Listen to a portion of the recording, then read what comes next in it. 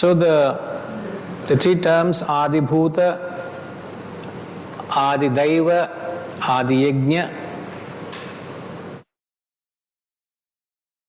Adibhuta is perishable matter. Adidaiva, the indweller.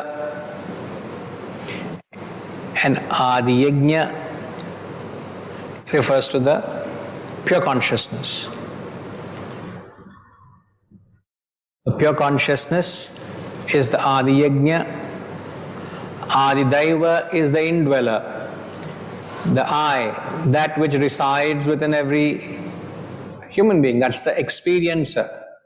Remember, last week we explained who is the experiencer in the individual. The experiencer is the perceiver, is the actor, is the feeler, the thinker, the contemplator.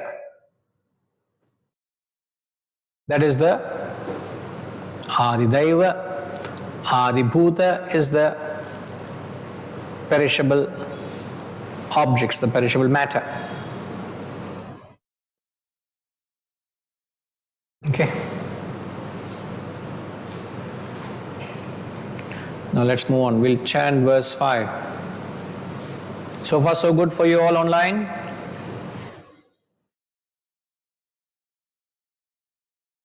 Okay.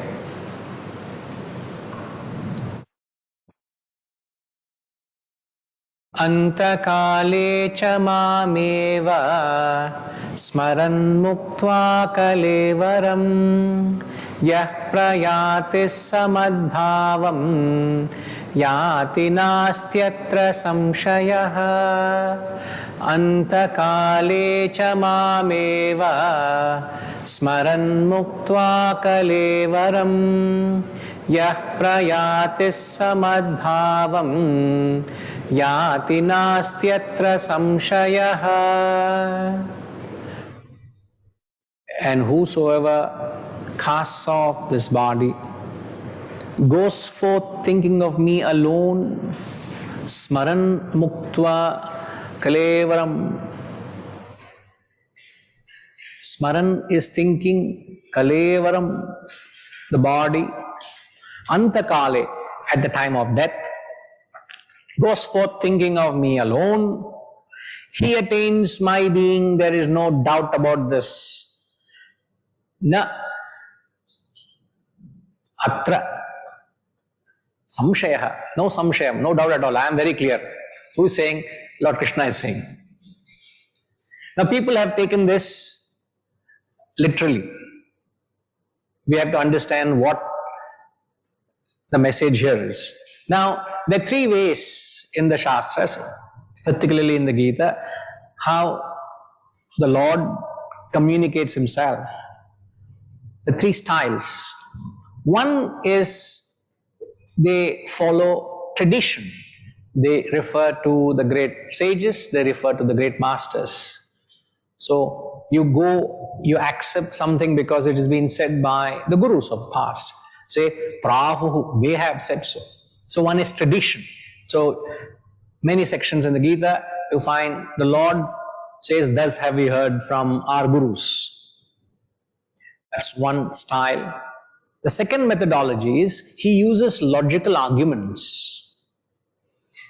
Many a time you hear a conclusion of an argument by saying tasmat. Tasmat means therefore, Arjuna, suggesting that there is a logical thought processes he is engaged. One is the masters of past. Second is a logical argument. The third is he is giving a vehement declaration. He gives an authoritative opinion and says, I don't see anything wrong about it. This is my view. An authority. He says, this is it, take it from me. There's no doubt about this. So here in the verse, he is taking the third methodology where he gives his personal strong opinion. So there is no logic here, nor is he referring to the gurus, but he's saying it's my opinion, take it. So you believe in me, you follow what I say, you will get to it. Now what is he saying? Casting off the body. Casting off the body here, Kalevaram, not casting off refers to not the physical body, please. It refers to the subtle and the causal bodies. The subtle and the causal bodies are the desires and the vasanas. So at the time of the casting off of the subtle and the causal bodies, goes forth thinking of me alone at the time of death. When the end comes, who? Anybody, he who. So he is not saying only such a person, he is not categorizing. So yaha in the Shastras, in the Gita, whenever they use the word yaha, means whoever, anybody. So there is no specific qualification required. So open qualification. He who is able to think of me at the time of death, there is no doubt about it. He comes to me, he says. He comes to my being. Now,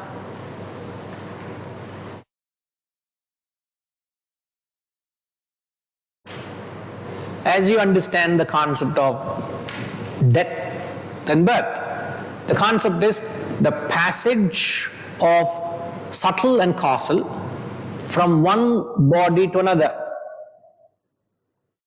When a person dies, the subtle and causal bodies are transferring from one container, which is one physical body, to another physical body. Another gross body. A container is just the gross body. The contents is the subtle and causal matter. So when the contents, that is the subtle and causal, are transferred from one gross body to another, is said to be the death of the first and the birth of the later. That is happening continuously, isn't it? Constantly beings are born, beings are dead. Now, at an absolute level, when the subtle and causal bodies, when there is a complete exhaustion of vasanas, at the time of death, casts off the body, means when you completely get rid of your subtle and causal body completely, thinking of me at the time of death. At the time of death, you think of the self, he says, you will attain me.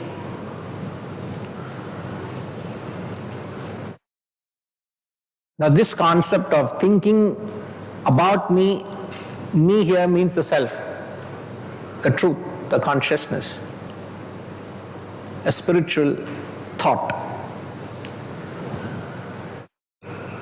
This concept of smaran has been interpreted wrongly. There is a total misunderstanding in this concept. Now let me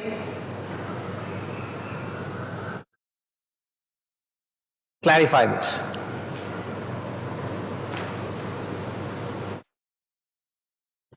How is it possible a person entertains worldly thoughts throughout your life? He is all the while being materialistic, mundane, money-minded. And at the very end of his life, if he is told to think of Narayana, think of the Lord, and if he does entertain the thought of Narayana in the last few stages of his life, you think he would attain Narayana? Because the message is, he who goes forth thinking of me at the time of death, he will attain my being. listening to this verse, a lady was very concerned of her husband, who was in his deathbed. You may have recalled the story. The husband was very, whenever you meet a person, after you leave, there is a certain mental impression you carry about the person. And that's what the person is. I meet a person very frequently near the center, including this morning. I was hosing the garden and pouring water to the garden, and then that man was walking and we keep conversing. And the mental impression I've always had of that gentleman was that person is an extremely materialistic person. You just have to ask one thing, he'll give all his achievements, where he has got properties, where he's invested, and how many lockers he has got, what all he has got in the lockers also he is short of saying, sir, my lockers are all full, sir, there's no space to put, how many kgs of gold will you buy? It's like me. No? And all the while, my impression of that person is he's an extremely materialistic person. And in the chance of conversation, I said, sir, we have started this facility, we are having a youth camp. You tell if you have children, grandchildren, anybody. Deaf ears. Sir, I am also planning, I bought a property recently in Balanagar. I've got an apartment there. That's all he's talking, only one-way traffic he's talking. So the mental impression I've got of that person is highly materialistic, money-mad fellow. And sadly, he recently went through an open heart surgery. And he said, sir, I have been told to walk. If I don't walk, I will not live longer. So now I know the value of life. So I was trying to philosophize. Correct, sir. What is the use? We all are collecting. One day we got to go. Sir, do you know anybody for rent, sir? I'm trying to talk philosophy to him, but it's not going. All the time he's thinking of money, that, this, that, So there was a person like this, very money-minded fellow. And a lady who was a very devoted bhakta of the Gita, she heard this mantra. Oh, thank God. I have known my husband to be completely materialistic fellow. At least now I'll put some sense into him. Let him think of the Lord at least these last few moments of his life. Maybe he will do some good. He'll attain some punya. He'll go to the Lord, as the Lord says himself. She tried everything, but nothing worked. She arranged satsangs in the house, bhajans, nothing worked. Then she had a master plan.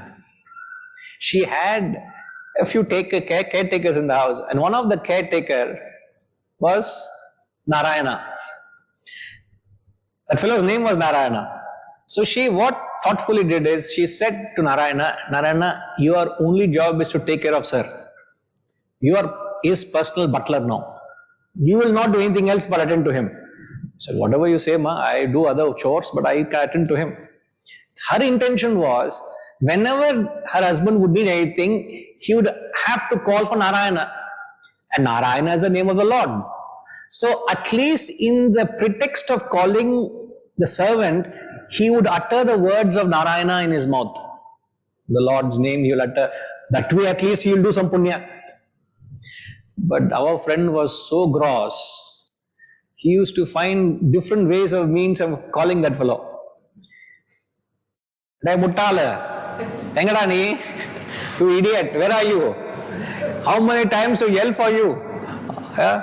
Where are you dying somewhere? Come and attend to me. He's not able to utter the word Narayana in his mouth.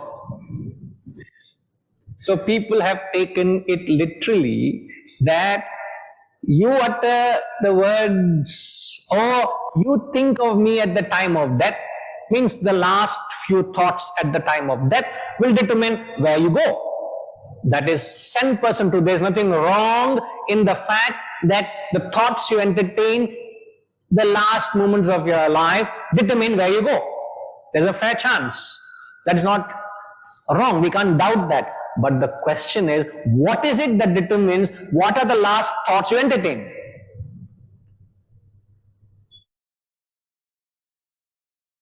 Last thoughts determine where you go.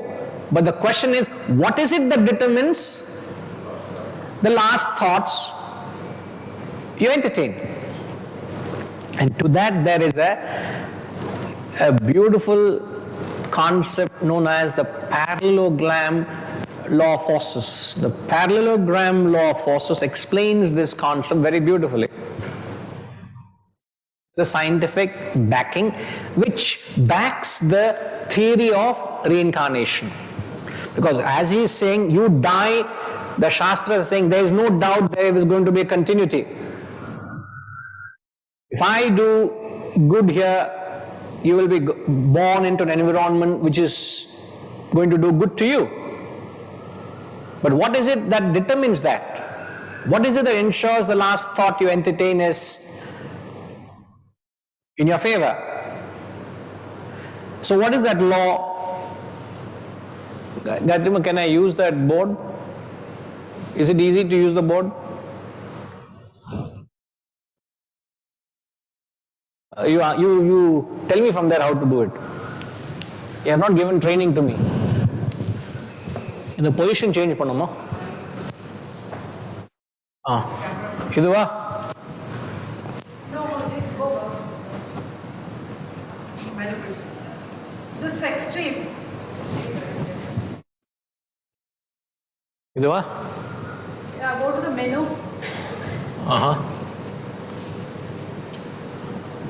இதுலையா?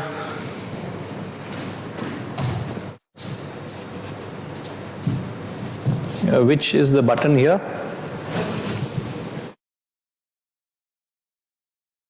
In the camera position is it? Camera position is 2.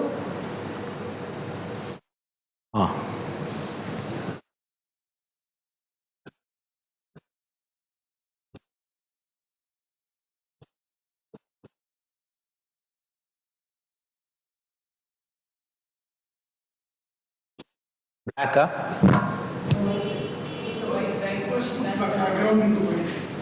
white background. Black background with white writing. White pen, no? Okay. Black background with white.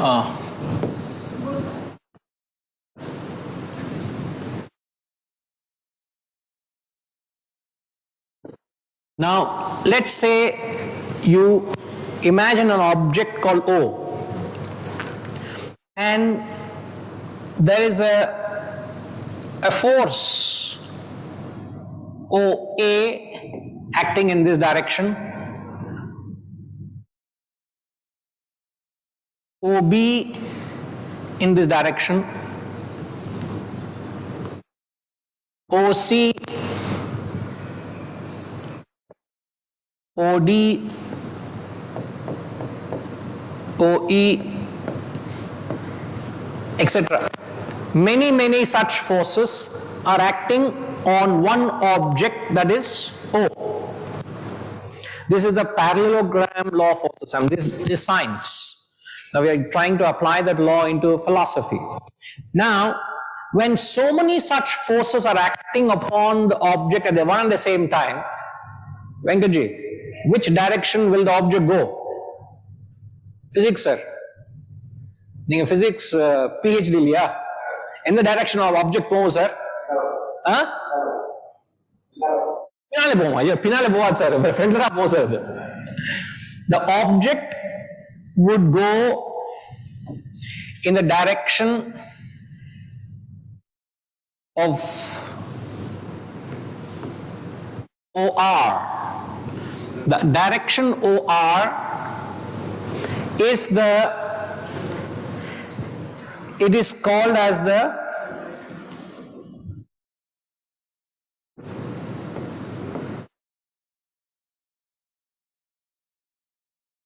resultant, which is nothing but the net force or net forces that's acting on the object.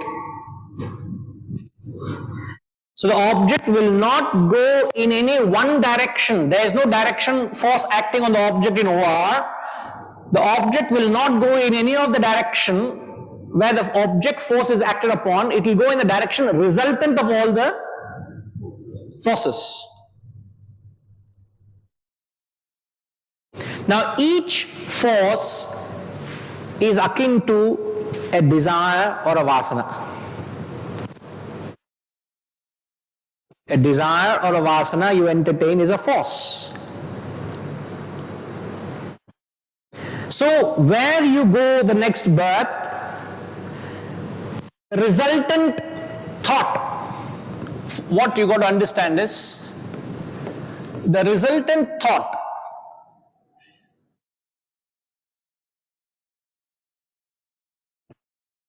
will depend on not one thought you entertain, but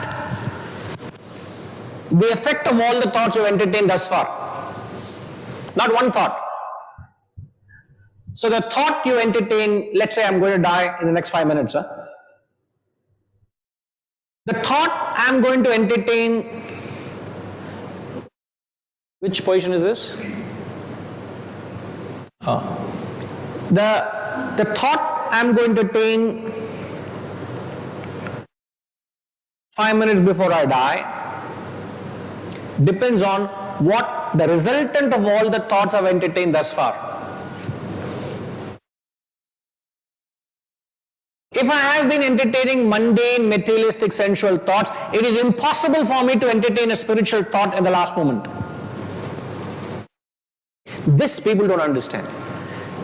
They just take it literally that at the time you cast off your body, whatever thought you entertain, you will reach. You think of me, you get to me. But it is not possible for you to think of the self at the time of death if you have not entertained the thought of self throughout your life. So in that forces, the predominant thought influences the direction you go to. Correct, sir? Predominant. So what is a predominant thought? That influences your thoughts. And the resultant of all your thoughts and the predominance of thought will determine where you go. A classic example is when Mahatma Gandhi was shot. He didn't expect that to happen. And when he was shot, he said, "Hey Ram." How could he say that? How could he say "Hey Ram"? Sanjay, you knew that? He said "Hey Ram"? You didn't know that? Hey, how long have you been in UK, man? How many generations have you been there? 2 generations. But that still doesn't justify you not. You heard of Mahatma Gandhi, no? Thank God. He's heard of Mahatma Gandhi.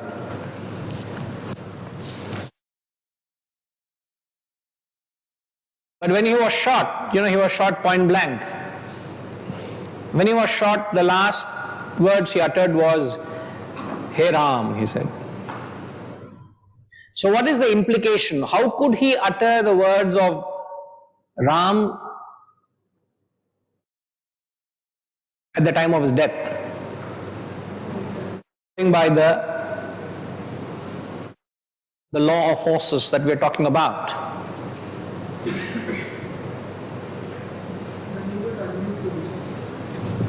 Can't unmute him. Sanjay.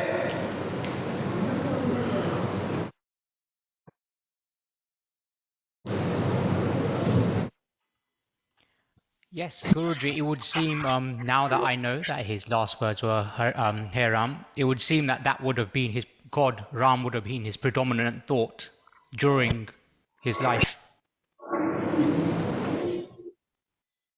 Rama was the predominant thought right through his life.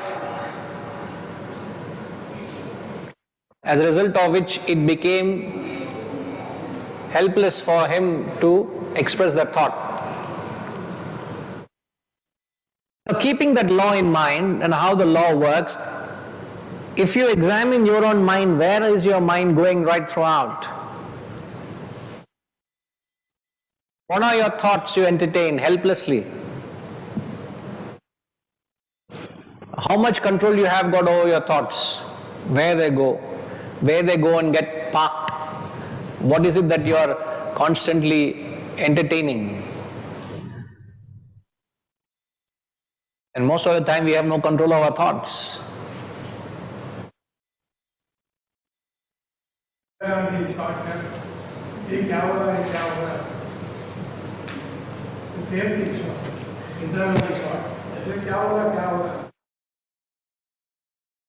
I don't know what will I say if I am getting shot. Ada Pavi. What will say? Sri Krishna. Benefit of doubt given to her.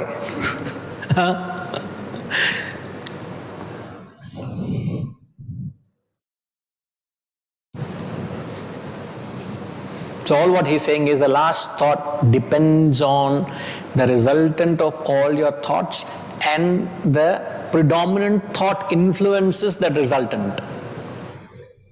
So worshipping something, when you worship something, means your thoughts are consumed by that object or being. Worship is what? The definition of worshipping is when something consumes you.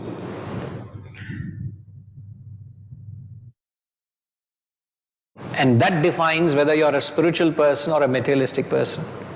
It is not where you are, it is not what you do, but what consumes your thoughts. There are people all the time put dollars and cents to everything that they do. If a person comes to this institution, he'll only trying to mathematically calculate how many lakhs of rupees they spent on this and that. Their mind is only thinking in terms of dollars and cents. Everything that they do, they put it in a monetary perspective. They can be doing spiritual work also as a monetary perspective. So are they spiritual people or material people? The thoughts are constantly of materiality.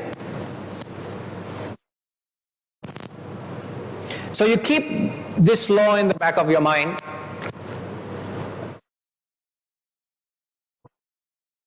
Where you go next birth will determine on this. If you exhaust all your vasanas and the predominant thought you have entertained of the self, you will attain self-realization. So whether it's relative continuity or the absolute end, the thought you entertain depends on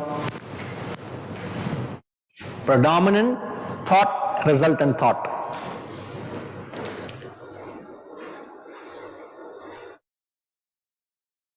Sitaramji, you're following?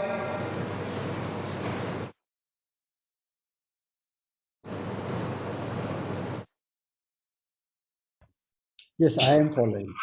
And like you said, the predominant thought at the end is what will determine, which is determined by what you've been thinking all along in your, say, past many years.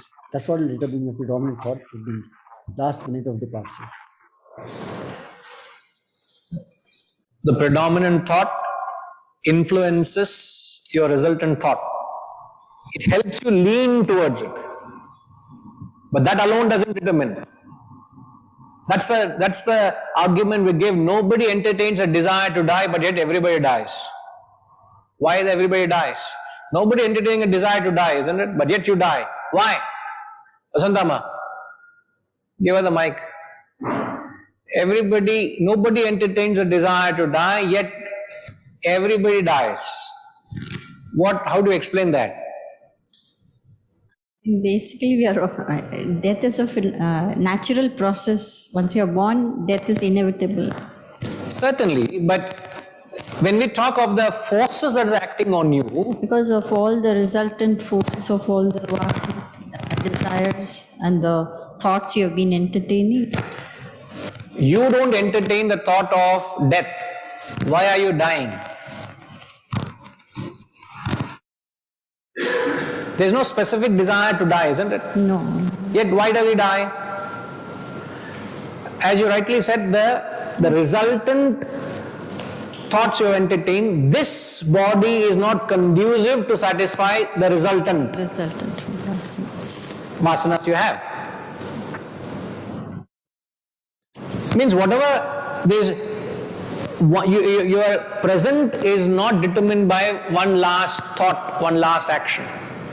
So, if I ask you who you are now, you are a resultant of all your past actions, isn't it? Yes. Just like your bank balance is a resultant of all the past transactions.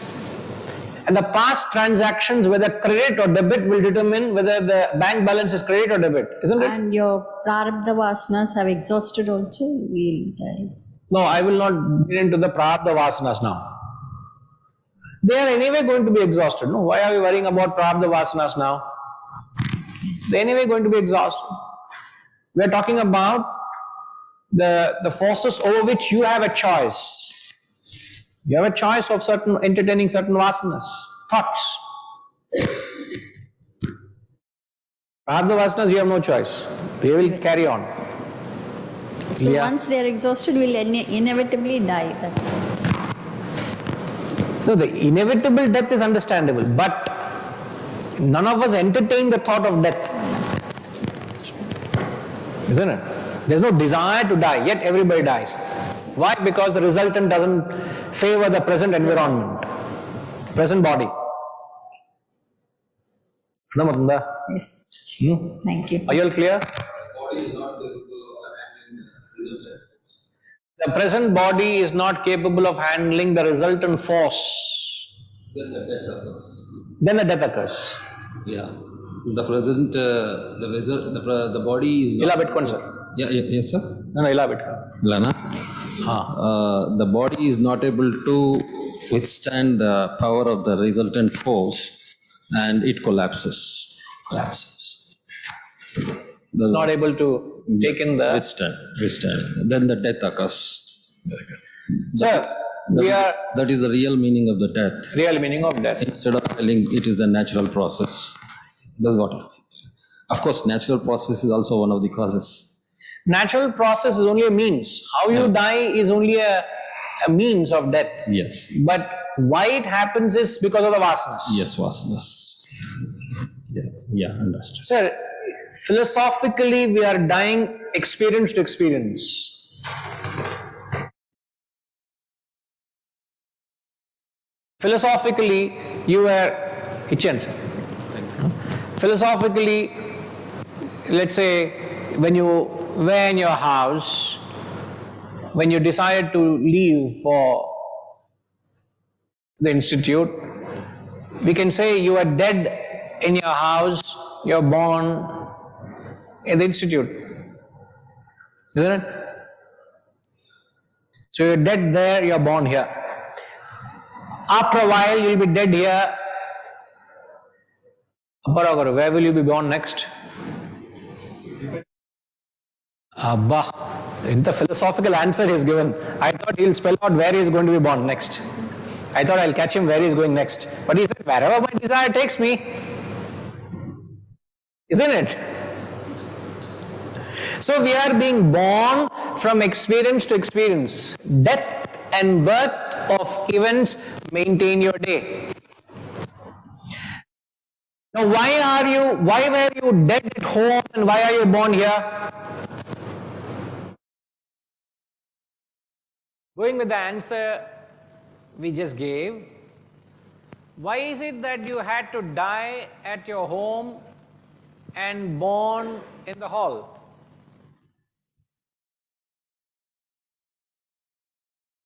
Guruji, we are not the same person at that moment. Okay. For example, I'm at home and my thoughts are different now. So every time I'm living in new life, every moment I'm living in new life. Absolutely. So let's say, don't touch the button, sir. Very sensitive button. Touch it, sir. Off it, sir. Okay, sir. Sir, let's say in the house you are a chef. Example. You are cooking. No, huh? Wrong example, huh? Very, very bad example. So what would he be doing? Okay, my example only, let's take it.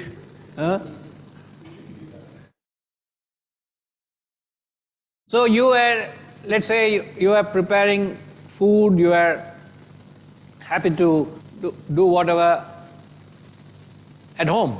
Then you entertained a desire to listen to the Gita. Now that desire cannot be satisfied in the present environment you are in, isn't it?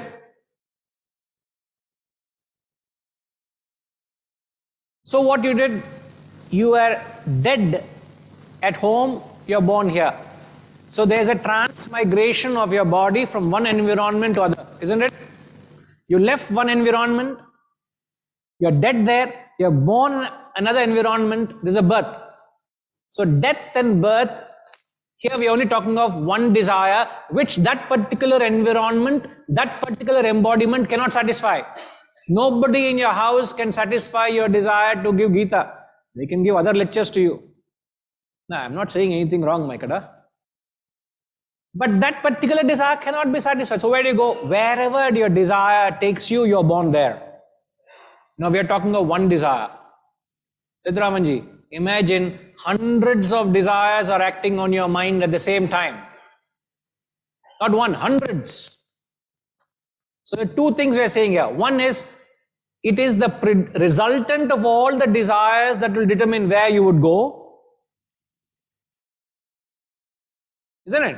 And the predominant of that will determine which environment you are born in. And why you die is because that environment cannot satisfy the desires you have. This is happening moment to moment. This is what happens when you die and you're born. So the whole passage of our life is determined by our vasanas and desires. In the course of this, if you are able to entertain the thought of the self, very much your journey is given a direction to seek the higher.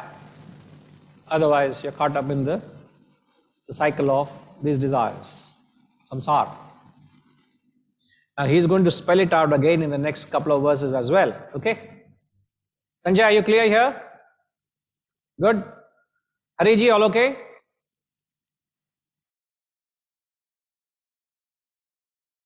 Prakash Ragaru, all okay, sir?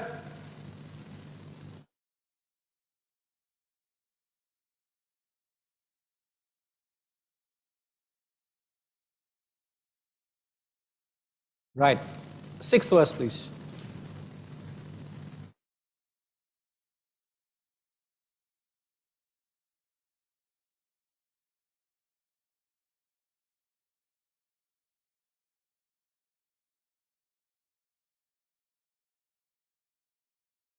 Yam yam vapi smaran bhavam tyajatyante kalevaram tam tamevaiti kaunteya sada tadbhava bhavitaha.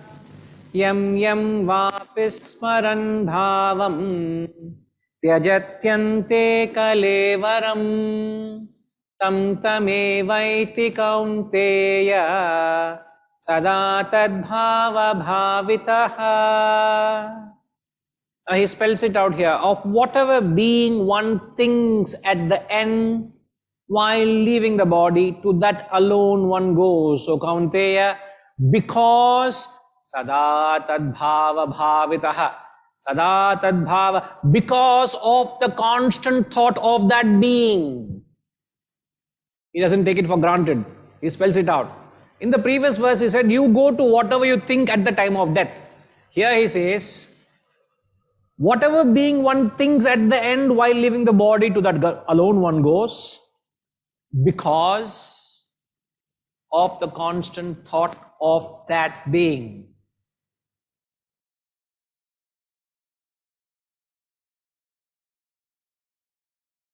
Helpless.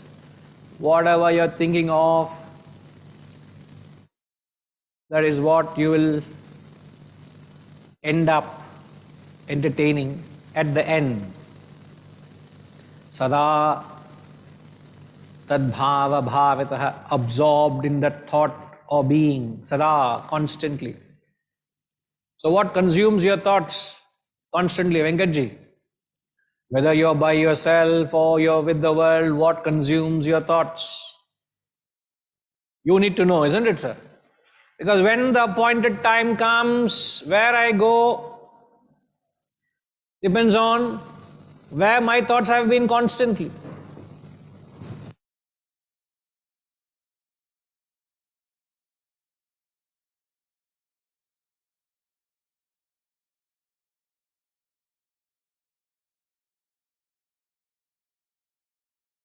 Hold on it until it gets green. Yeah. These thoughts are not controlled by our vasanas. I'm going to say, I don't want to think about it, but I'm compelled of thinking about it. I don't know why, the reason. Probably it is because of my vasanas. But how to control it? How to control. Sudhakar ji is asking this question. The thoughts and vasanas I'm entertaining, is it because of my own vasanas? Can I do anything about it? Any idea, Sidhu ji?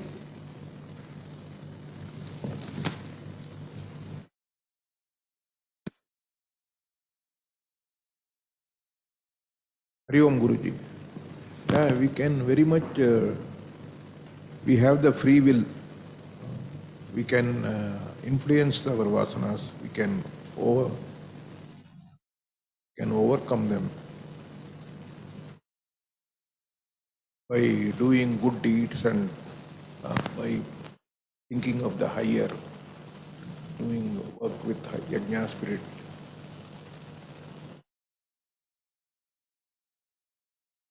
So what Sethuji is saying is that we can certainly change your thoughts. You are not a slave of your vasanas. See, all of us present here and online are doing that only. We want to be. Sir, ఇది ఇక్కడే ఉండాలి sir. అక్కడే ఉండాలి sir. They should not move from there. Yes, sir. You want Vijaya to hold for you? What? Vijaya will hold for you. No, what I am saying, all of us present here in the hall as well as online want to change our vasanas. That is why we are attending your classes. It is the wish of all of us. That is what is making us follow this path. Yeah. Sir, you're very true.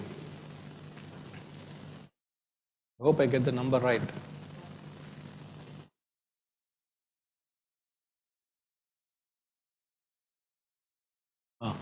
Now I want to use the board and try to convince you that why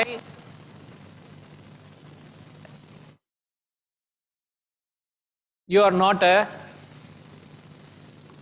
slave of your vasana. Sir, first and foremost, a human being is not a slave of the vasana. Now, in the chronology, we have the vasana, right? Now, from the vasana comes the desire, thought, and action, right? That follows, but here he's talking about, do I have a control over my thoughts? What Sudhakarji's argument is, the thoughts I am entertaining are coming from the vasana. Vasana is the seed. Desire is a sapling. A thought is a plant. An action is a full-grown tree which is blooming and blossoming. So if this is a logical argument, does not the seed determine the plant or the tree? Yes. If I have sensual vasanas, I will remain to be a sensualist all through my life. I can't do anything about it. isn't it? If I have spiritual thoughts, I will remain a spiritualist. If I have a business thoughts, I will remain a businessman. I'll be helpless entertaining the thoughts. The question is, do I have a control over my thoughts? In fact, correct. There's a slight, that's what I was wondering.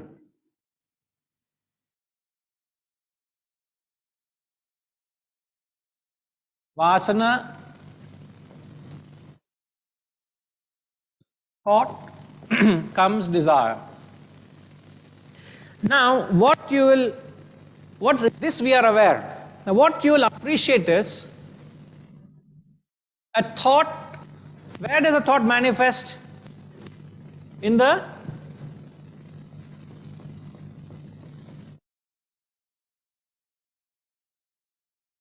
intellect, and the desire manifests in the. Are you all able to see online what I'm writing? Okay, good. Maybe we should try and zoom in a little more if we can. I don't know. Okay? Okay, right. So, the desire is in the mind and action is at the physical body. Right, sir? Now, in this diagram, it only says that you and I am a slave of Vasantama. In this diagram, we only conclude that you and I are a slave of vasanas.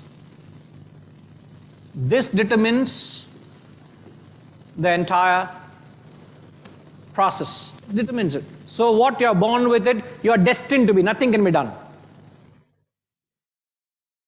This is applicable only to animals, not to humans. An animal cannot change its course of its life, but a human can. What is the difference, which in fact Sidhuji mentioned it? The important element which gives us the freedom is known as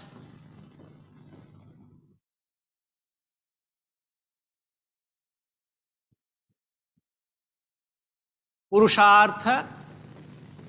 In English is known as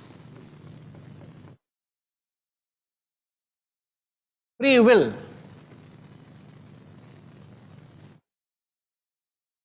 Free will means what? A freedom,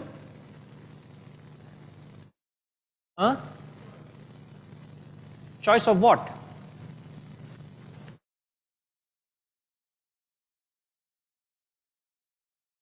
What does free will mean?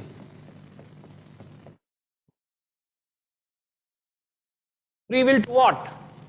Free will to go with a vasana or go against a vasana.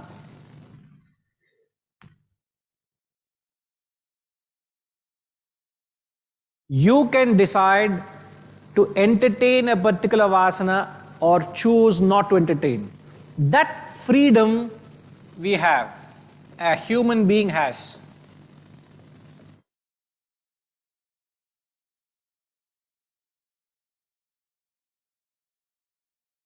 But this freedom of choice functions through the intellect. This free will is the same in all of us. Isn't it, Vasantama? Free will is the same. The fact that you are born a human, Patilji, you have that free will. But what's the difference between you and me?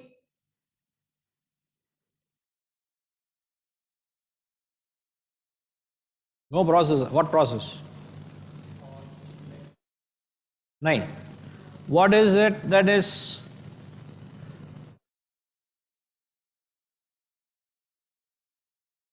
I said the free will is the same in all of us, isn't it? What is different in all of us, both of us? Vasanas are different, yes.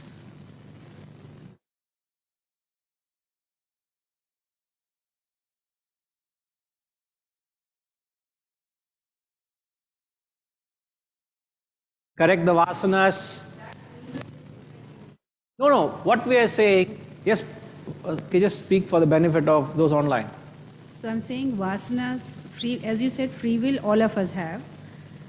We are all born with certain vasanas, and we have an ability to exercise whether to entertain those vasanas or not to entertain those vasanas. Yes. And that ability to either entertain or not is the same.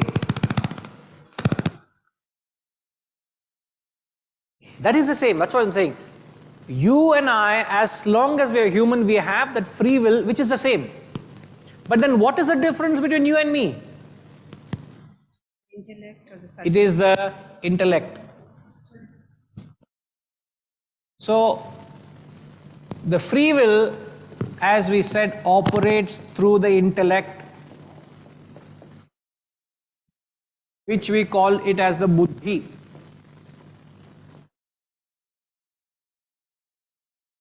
So it is the intellect, the buddhi is the equipment. Free will is the operation through the intellect. Adhamatnama. The intellect makes the choices to say yes or no. But that capacity to choose comes from the free will. Now, all what we are saying is,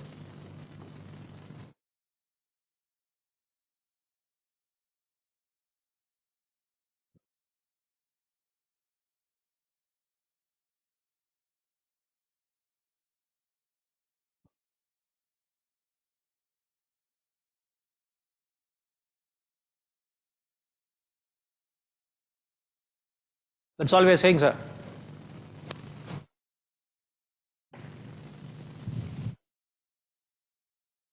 Vasanas can be controlled with the intellect, and the intellect is strengthened with wisdom, and wisdom is superior to vasanas. Vasanas, in fact, what is vasana? Don't change. What is vasana? Philosophically, what is a vasana? No. Sanjay, do you know what's philosophically vasana?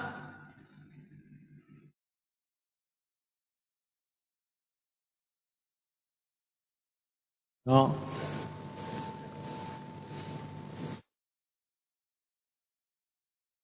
Can the floor mics be switched off?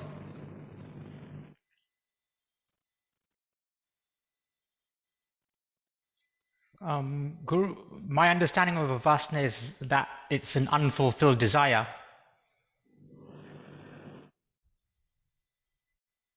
No, you're thinking in the wrong direction, Sanjay. Oh, okay. When wisdom is superior to vasana, what is vasana? Understood as philosophically.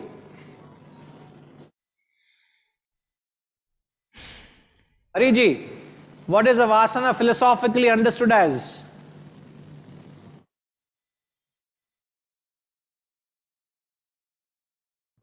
Karma. Karma? No. Yeah.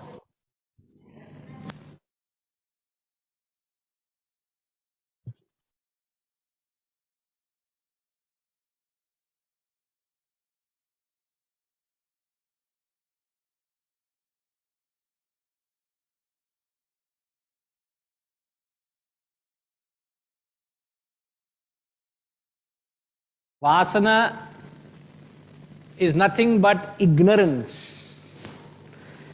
Ignorance of the self is said to be vasanas. So, is not knowledge superior to vasanas? Is not wisdom superior to ignorance? Knowledge is superior to ignorance, isn't it? As light is superior to darkness. So, as light dispels darkness, wisdom also should dispel ignorance in the form of vasanas and desires. We are just taking a vasanas as an excuse, tamas. If you are not putting in effort, you will fall a prey to the vasanas. But you and I have the capacity not just to change the vasana, eradicate, attain self-realization. So through wisdom, wisdom is the means to attain self-realization, which is no vasanas, zero vasanas. So we are just talking of completely eradicating all our vasanas, not just controlling them.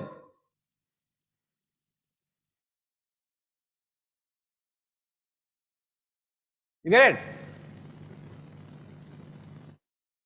Therefore, the emphasis on absorbing this knowledge, converting it to wisdom, and whereby you can do enormous good to yourself, enormous good. The ignorance gets dispelled. Like the moment you switch on light, there's no more darkness. Like this morning, I was telling somebody, the only solution to your life is wisdom. Soak it in. As much as possible, you soak in all the wisdom. There is no depression, there is no oppression, there is no suppression, there is no nothing. Everything is all in your own imagination, in your own mind. So somebody was talking of depression. I said, embrace wisdom, I said. What? Disease, where there is embrace health, where is the question of disease? You embrace health then, that's all I'm saying. You breathe fresh air, where is ill health? There's no ill health, gone, all gone. The fundamental thing is, are we masters of our thoughts or are we slaves of our thoughts?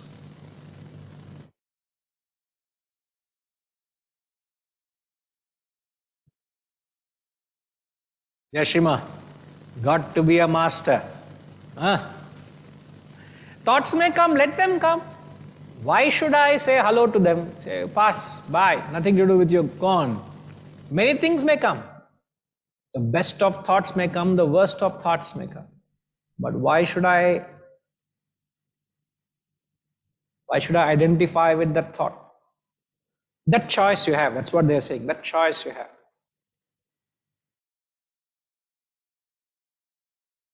So whatever being one thinks at the time of death, to that alone one goes. A simple example to explain this. Imagine a gun. You have a gun. The gun is the physical body. The mind and the intellect is the barrel. The gun is the physical body. Okay, if you can't imagine a gun, imagine a tanker. You have these tankers.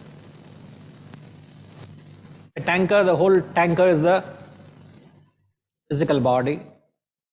The barrel, which is 360 degrees, can rotate up and down, vertically and horizontally, it will go down, isn't it? The controller where the barrel is, the pointed, where the missile is launched. That's the mind and intellect. And what's the trigger?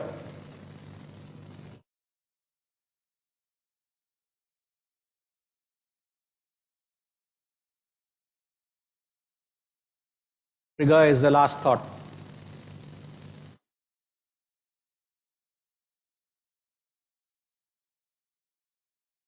Last thought is the trigger.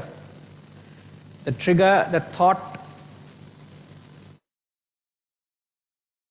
Which direction will the thought go? Which direction will the Pushpama, where will it go?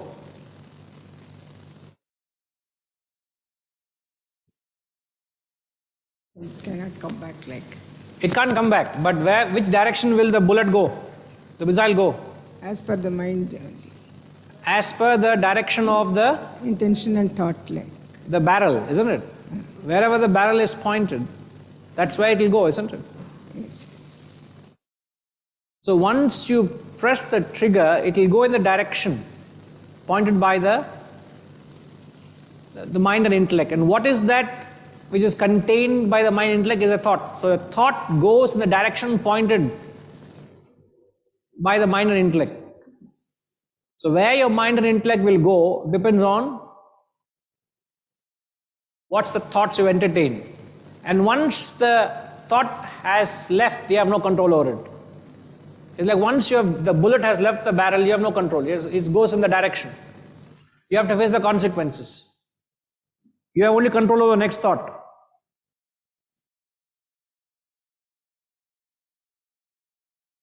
అర్థమవుతుందమ్మా? అర్థం కాలేదు. అర్థమైందా? పుష్పం అర్థమైందా? Somewhat. As per my experience, Guruji, like dying, I have seen many people on the deathbed. In deathbed, I have seen many people. While dying also, they will think of not the wife or children. They will ask for the doctor only. Call the doctor, take me to the hospital. They don't like to die at all. So only some people. Nobody will want to die. Yes. So that means that urge for life is there. And I remember one story, Guruji, like one businessman will be there and he's on the deathbed and he has 4 sons. He will call one son. He says, I am here only, near you only. Second son also, he will say, I am here only. And the third son also, he says, I am here. Fourth son's name is Narayana. He will call Narayana, then he will say, I am here only. When all 4 of you are here means who will be in the shop? So all the time he is thinking of the shop only. So, but last he said Narayana, he goes to heaven. Not possible. You are proving all 1.5 hours. I have said you've proven me wrong. Not possible. Change that story, please. How is it possible, ma? Huh?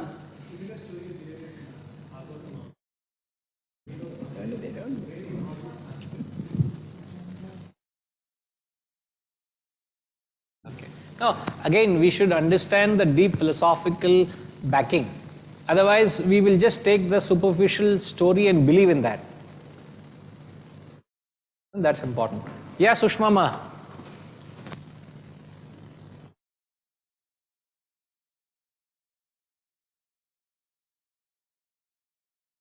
We can't still hear you, ma. Yes. Can you hear me now? Yes. Yes. Really, the thought comes to my mind is none of us know when we are going to die.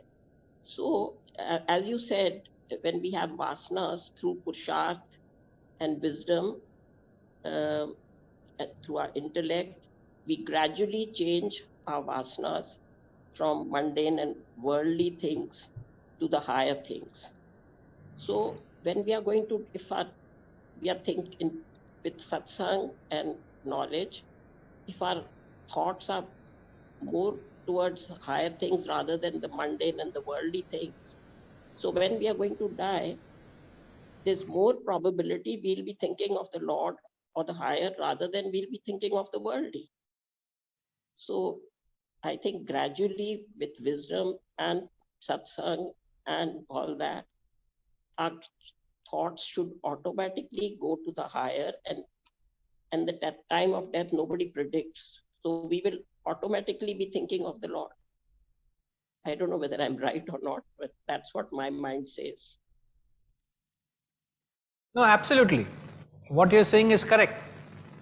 If the effort is constantly towards the higher, you are consciously giving a direction to your thoughts through satsangs, through the wisdom. So when the inevitable happens, the efforts will influence. I said, remember, the predominant desire or the predominant effort will influence the resultant. Yeah. So it is very likely that you would be born into a very conducive environment which would take your spiritual efforts forward. Because you're entertaining such keen desire. And I'm not an hypocrite, I'm very pure and genuine in my thought. So if I have not, in fact, elsewhere in the Gita, he asked this question, I'm trying sincerely to attain the self, but if I die midway, what will happen to me? He says, nothing will happen. You will continue where you left it, don't worry, man. Exactly where you left, you will carry it forward. So there's very likelihood that the sheer intensity of thoughts will take you in that direction. So you're right, ma. Thank you. Right.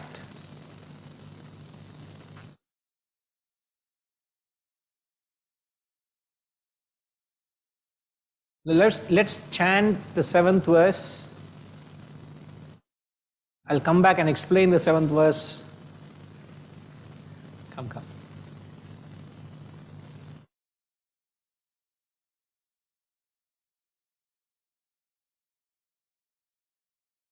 Tasmat sarveshu kaleshu mamanusmara yudhya Mayyarpitamano buddhihi mame vaishyasya samshayam tasmat sarveshu kaleshu mamanusmara yudhya Mayyarpitamano buddhihi mame vaishyasya samshayah. That has to be changed to ayaha. Okay, tasmat. Now here you see, tasmat, wherever we use the word tasmat means therefore. Therefore, Rajima only means logical conclusion. Yama, please take a note. Gayatri Ma, please take a note. Tasmat. We have to get on to tasmat soon. Tasmat, at all times remember me and fight. Tasmat sarveshu kaleshu anusmaran, remember, yudhya, fight. With the mind and intellect, mai arpita manobuddhi, with the mind and intellect absorbed in me, you shall doubtless come to me alone. Doubtless, again, he is so certain, reassuring that if you follow this principle, you will reach me. Now what is he saying? The fundamental principle of, remember I said when you worship something, worshipping or prayer is a full-time awareness. It can't be a part-time pastime. I can't do this, what I'm doing, in a part-time pastime. Not possible.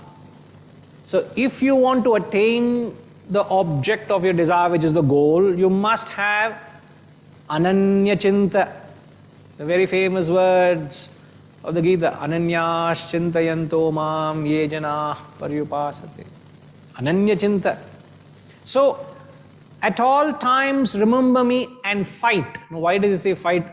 That doesn't mean we start taking weapons and start fighting with my neighbor, with my friend, with my brother, with my sibling. No need to fight. What does it mean, fight here? Huh? It is the dharma of Arjuna to do his action as a warrior to fight. So fight means do your swadharma, do your obligatory duty. Whatever your duties are, you do it. But while you're doing your duties, what should you do? How should you do your duties?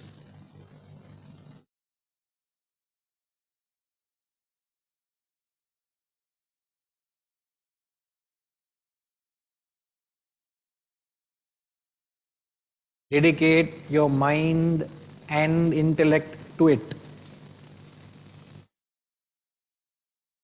Mai arpita manobuddhi. Arpita means offering, oblating. So you oblate, you offer your mind and intellect. Now many a time, in fact most of the time, there is a conflict between the head and the heart. There's a fight between the mind and intellect, isn't it? There's always a fight. So there are three types of actions you can perform. I'll mention it now. I'll explain it next week. Okay? So the three types of actions are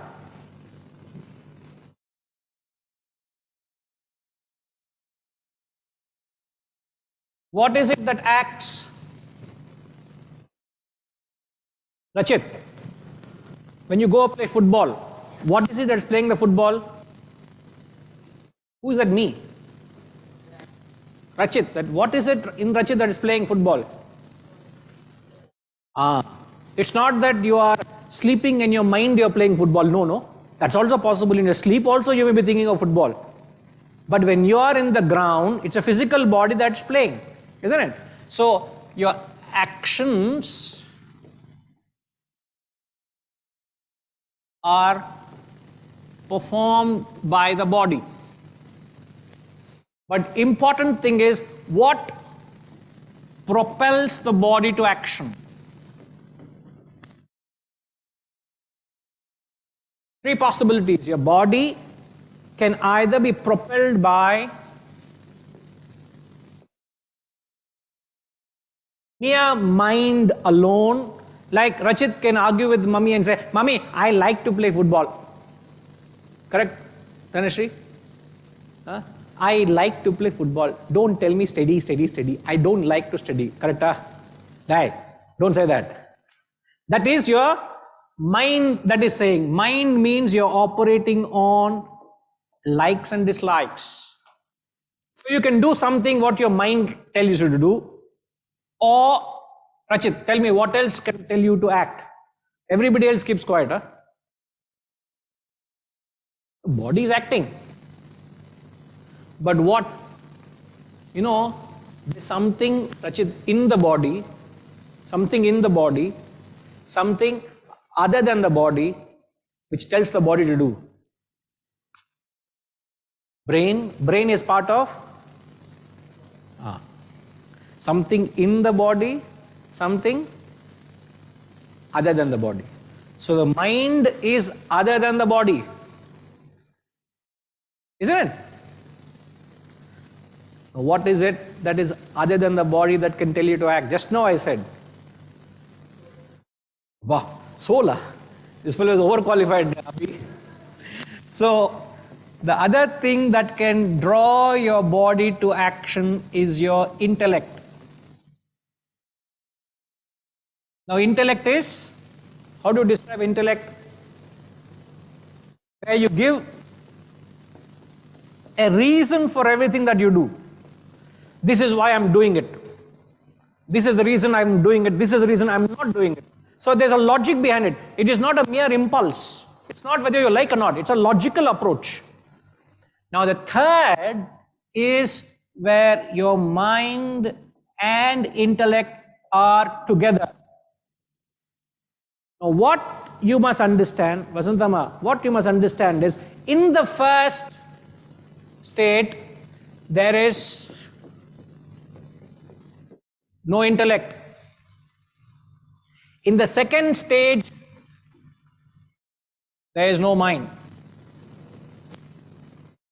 So there is a war between the intellect and the mind.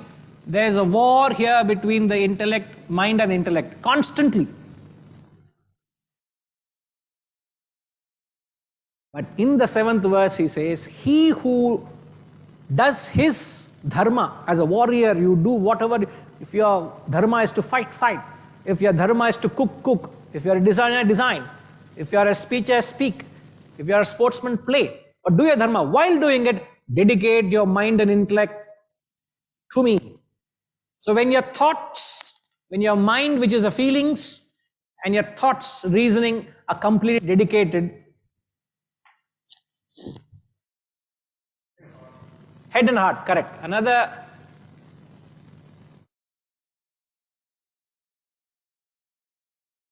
which is this?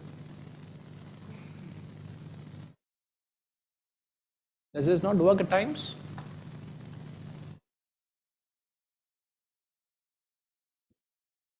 So with the mind and intellect, Rachit, so when you do anything, you must have your mind and intellect. For example, you are studying. exams are there, where would your mind be usually? Play, isn't it? Because my friends are playing, I have to study. So, what is it that tells you you must study? See the board and answer. Something in you is telling you, I must study, I must study. The intellect in you is telling, you must study. What is it in you telling, go and play? Mind. So, which is right?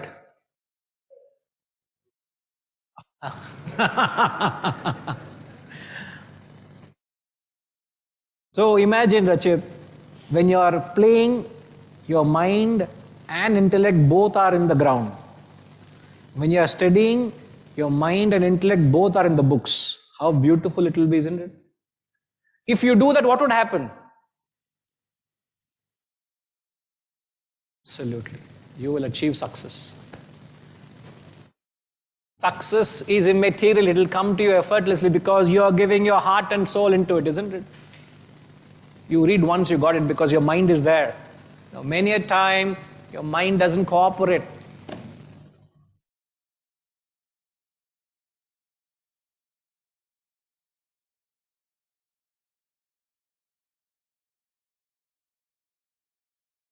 Correct. Between the trance and the ecstasy. So right now, Mr. Sethuraman was telling that heart and mind both together.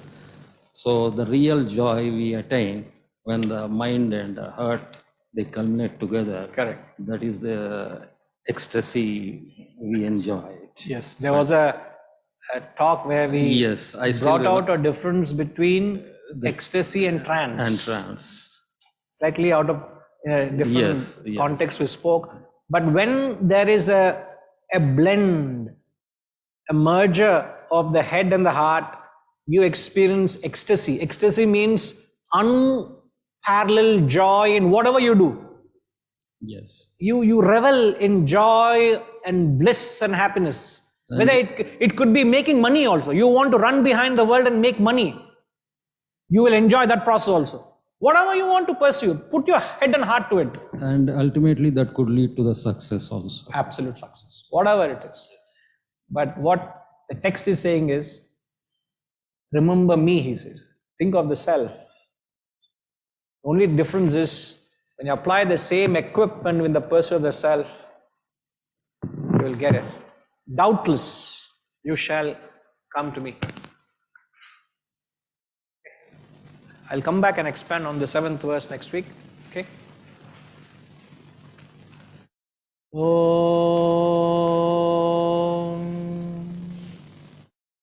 Purnamada Purnamidam Purnat Purnamudachyate Purnasya Purnamadaya Purnamevavashishyate.